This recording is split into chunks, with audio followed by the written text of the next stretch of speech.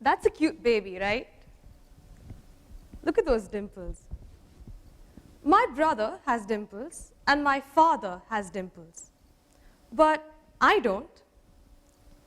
I've always wanted dimples because they're considered symbols of beauty and of luck.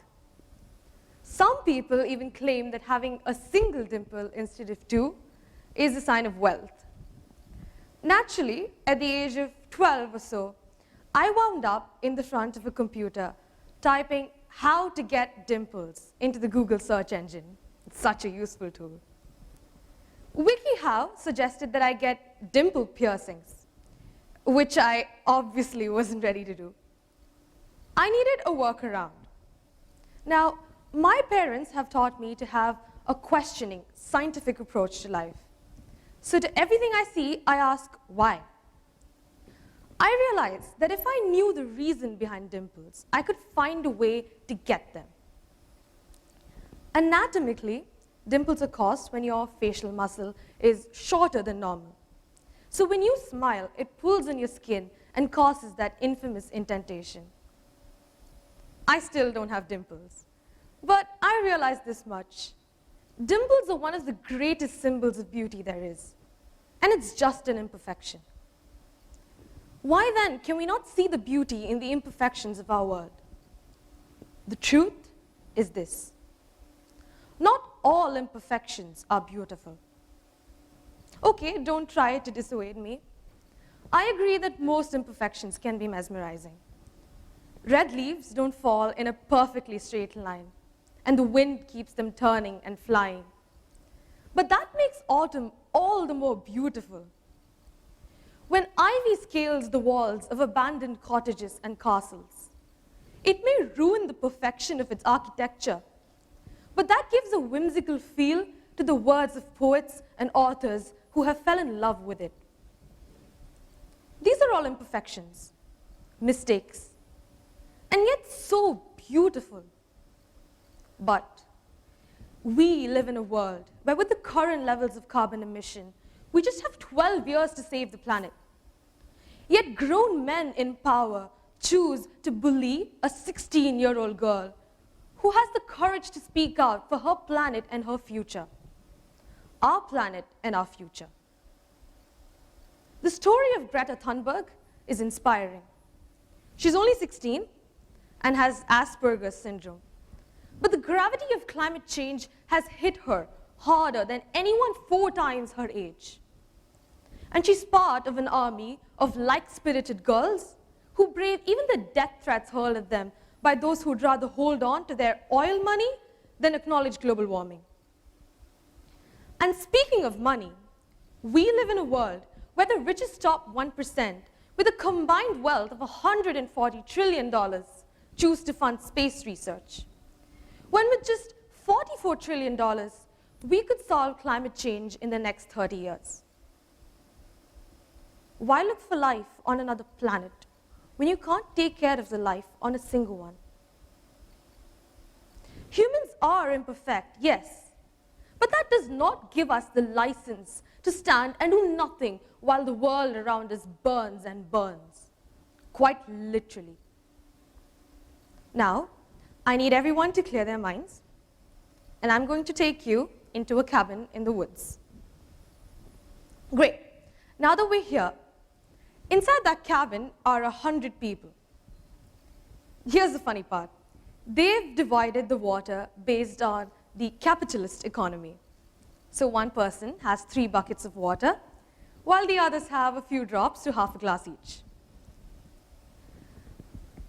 Oh no, a fire is burning. Well, why don't you put it out?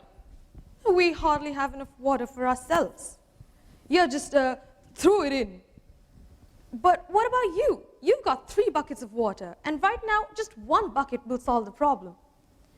This is my hard-earned water. I can't just give it up like that. And the house burns down. This, ladies and gentlemen, is exactly what's happening today. The 100 largest corporations of the world economy blame the common man for climate change, telling him that it's his fault, that it's our fault for not going vegan, for using plastic straws, for taking showers that are too long, for not using the public transport, or eating dairy. When these corporations cost 71% of all global carbon emissions, with the US military coming in at number 1. The imperfect culture that we've grown to inhabit today is one where it's perfectly acceptable, expected even, to volunteer solely for the sake of recognition. I won't take names, but I've known quite a few people who are eco-warriors. I put air quotes because they're not. They have organizations or groups or some sort of name that they operate under. But the story runs the same. They pull up a camera, they click record, and the act begins. Clean up a beach, recycle newspaper, tell you to switch off your lights, bye-bye. But when the camera is put away, though, is when the real fun starts. They do ironic things like leaving the lights on in their office all night long. You know, it's almost as if they want to have the robbers see better. And then along come the elections, and those of these mighty warriors that can actually vote pick out the one politician who'd rather stop taking bribe than acknowledge global warming. Frankly, I don't see why climate change has to be a debate.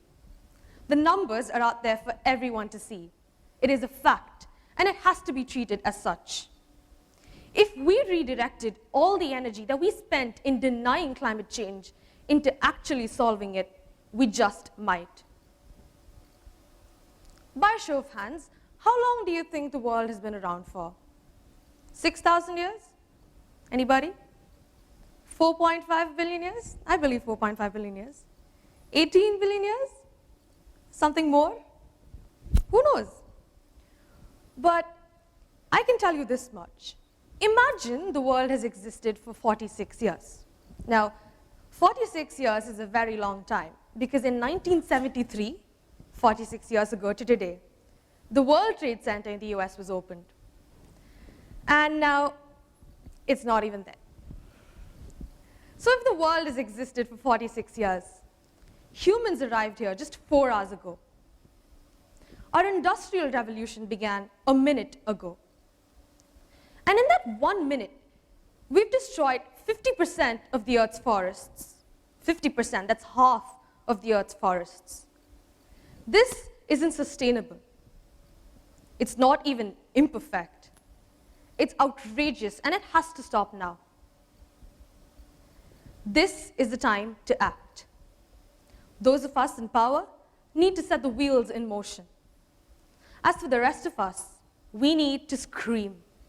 Scream till our voices are hoarse, and then some more. Scream so that everyone hears us. Scream so that we send the white-collared men scrambling to their feet and running headfirst into the battle. We can, and we should, right now. The question shouldn't be how to get dimples, but what does getting dimples cost? Because in that process, we might bruise and poke holes through the very thing that we seek to beautify. In the words of everyone's beloved Tony Stark, it's an imperfect world, but it's the only one we've got. Thank you.